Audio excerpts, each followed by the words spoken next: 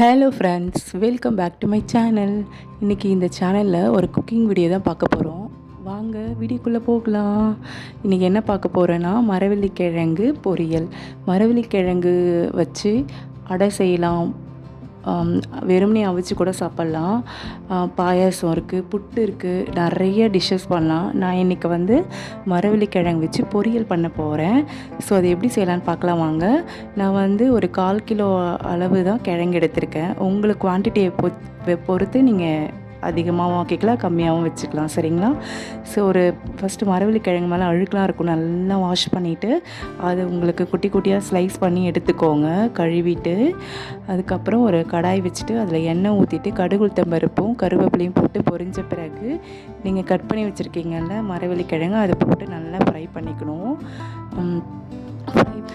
உப்பு போடணும், தேவையான அளவு உப்பு போடுங்க. அதுக்கப்புறம் உங்களுக்கு நான் வந்து மஞ்சள் தூளும் குழம்பு மிளகாத்தூளும் இது போட்டிருக்கேன். ஏன்னா எங்களோட குழம்பு மிளகாத்தூள் எனக்கு அவ்வளோ காரம் இருக்காது, அதனால் நான் ஆட் பண்ணியிருக்கேன். உங்களுக்கு காரமாக வேணும்னா நீங்கள் காஞ்ச மிளகாத்தூள் கூட ஆட் பண்ணிக்கலாம்.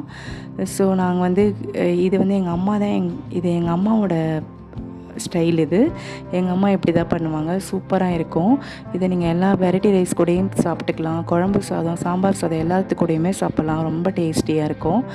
இது இல்லைனா ஈவினிங் ஸ்நாக்ஸாக கூட இதை நீங்கள் சாப்பிட்டுக்கலாம். டெய்லி ஒரே மாதிரி வேக வச்சு அந்த மாதிரி ஸ்வீட்டாக எடுத்துக்கிறதுக்கு இந்த மாதிரி காரமாக கூட எடுத்துக்கலாம். ஸோ நாங்கள் ஒன் டைம் வந்து நாங்கள் குவைத் போகும்போது அங்கே வந்து மலையாளி ஹோட்டல் தான் நிறையா இருக்கும். அந்த இடத்துல வந்து என் ஹஸ்பண்ட் ஒரு டைம் ஆர்டர் பண்ணாங்க. அது என்னென்னா ரொம்ப குழன்னு இருந்துச்சு. ஸோ அதிகமாக தண்ணி ஊற்றிட்டா அந்த மாதிரி ஆகிடும், அவங்க அந்த மாதிரி தான் சாப்பிடுவாங்க போல். ஸோ நம்ம வந்து இந்த பொரியலுக்கு வந்து அதிகமாக தண்ணி ஊற்ற தேவையில்லை. ஸோ மிளகாத்தூள் குழம்பு தூள் போட்டு நல்லா வதக்கின பிறகு தேவையான அளவு கொஞ்சமாக தண்ணி விட்டாலே போதும். இது ஒரு 7 to 10 மினிட்ஸில் இது ரெடி ஆகிடும். ஸோ ரொம்ப அதிகமாக டைம் வேக வச்சாலும் குழஞ்சி போயிடும். ஸோ வந்து அவ்வளோதான், நல்லா ஃப்ரை பண்ணிவிட்டு தட்டு போட்டு மூடி வச்சுட்டு எடுத்திங்கன்னா சூப்பரான மரவள்ளிக்கிழங்கு பொரியல் ரெடி. நான் இது வந்து காரக்குழம்பு, வெண்டைக்காய் காரக்குழம்பு கூட தான் வச்சு சாப்பிட்டேன்.